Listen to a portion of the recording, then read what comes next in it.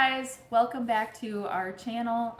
Today I am going to attempt sourdough bread for the second time.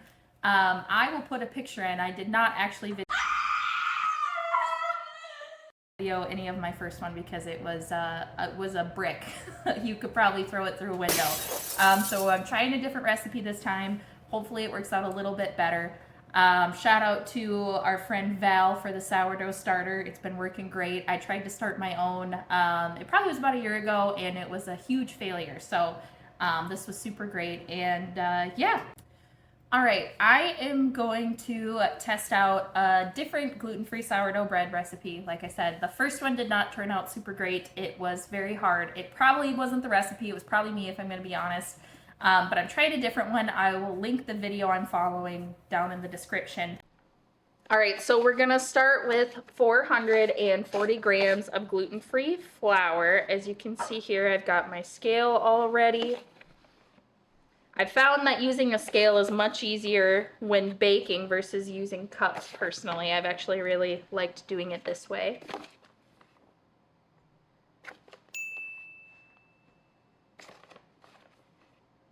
That's only $15 in flour if you're gluten-free.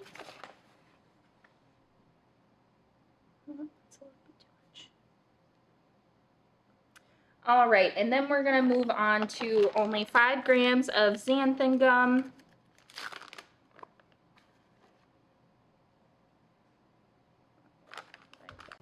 All right, so we're gonna do 15 grams of sea salt. Ooh, that might have been a little too much, that's okay.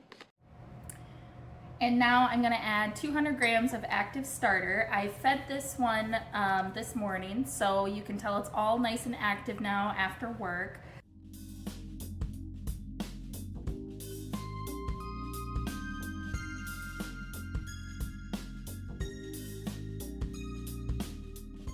Perfect. And then we're gonna do 10 grams of olive oil.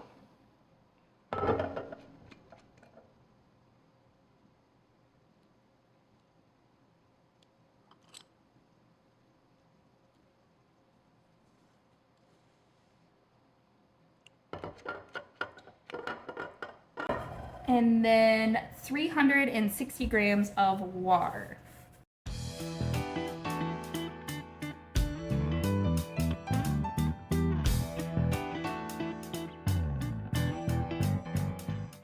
Our scale seems to lag just a little bit, so it's hard to get an exact measurement. But now I'm gonna move this on over to our KitchenAid back here and just get I have a dough hook on it, let that go for a little bit until everything's nice and mixed. I will check back in once that's done.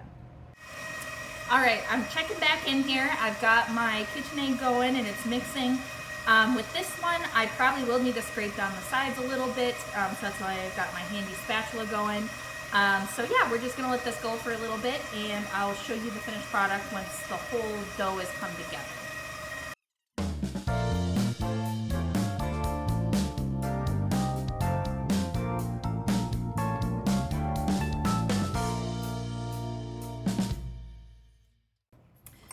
All right, now it looks like it should be done. I did have to add some extra flour to help it bind together, and I did do a little bit of extra xanthan gum as well. So now I'm gonna transfer it into this bowl. I'm gonna get a little bit of oil in there as well as a little more flour, and then this is going to sit for about 6 to 8 hours to proof.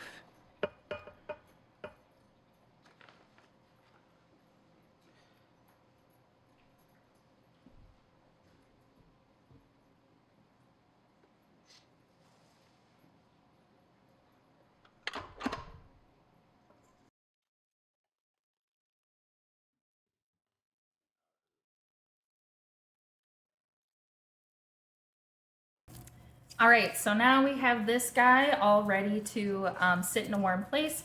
I usually put it in my oven since we're in a really cold climate, and I'll check back in to see how much it's risen. Hey guys, we're back with my proof sourdough. I ended up leaving it overnight, a little longer in the oven than maybe I should have. I think it ended up being about 12 hours, and then I put it in the fridge for a couple hours this morning until I had time to finally bake it. So this is what it's looking like. You can tell she definitely rose. I don't have a Dutch oven, so I am just putting it in a regular loaf pan.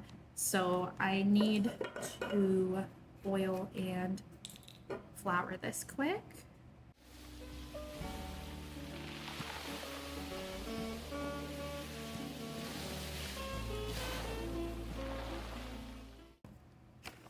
My understanding, you need quite a bit of flour. I'm not a sourdough expert yet, so.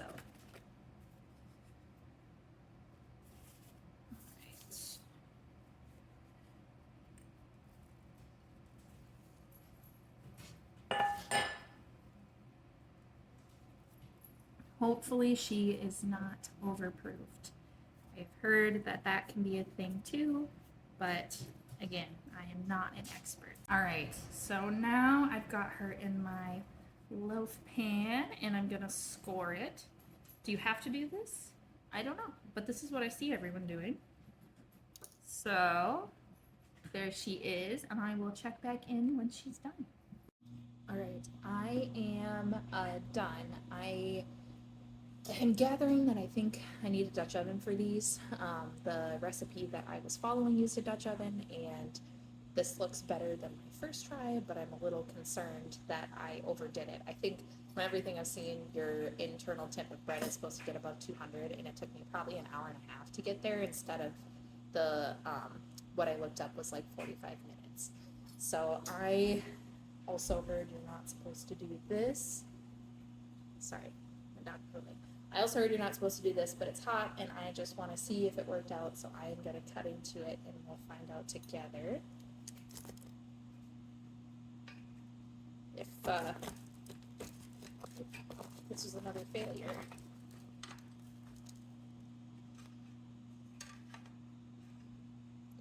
Oh, that's a little bit better. Actually, my first attempt was much more of a brick. So, as you can see, it's piping hot here.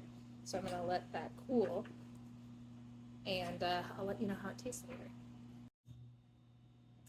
All right, guys, I've got Mike here, and this one still isn't looking great, if I'm going to be honest with you. It looks pretty dense. However, I'm going to make him taste it with me, and we'll see how it goes.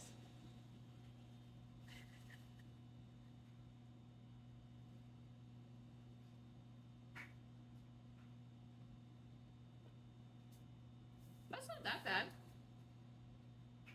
No, it's dense. I ain't terrible.